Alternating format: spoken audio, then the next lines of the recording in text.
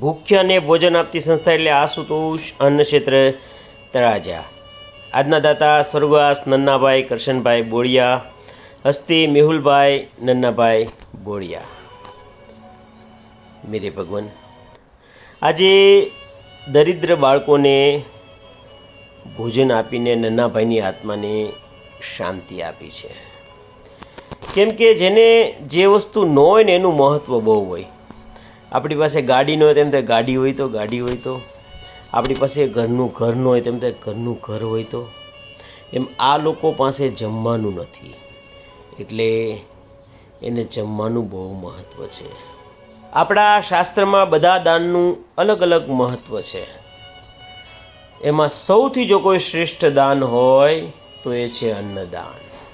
કેમ કે તમે પૈસા આપશો એટલે એ પૈસા ક્યાં વાપરે નક્કી નથી, પણ તમે અન્ન આપશો એટલે અન્ન એના પેટમાં જશે, એના પેટમાં જશે એટલે એની આંતરડી ઠરશે, અને એની આંતરડી ઠરશે એટલે આશીર્વાદ સીધો ઉપર પહોંચશે। ઓ સાહેબ, પહોંચશે। એક તો આપણા શાસ્ત્રમાં બાળકોને જમાડીએ એનું ખૂબ મહત્ત્વ છે, એમાંય એને અન્ન જમાડીએ એનાથી પણ વધારે મહત્ત્વનું છે, અને આવી રીતના ગરીબ બાળકોને જમાડીએ એનાથી પણ વધારે મહત્ત્વ છે।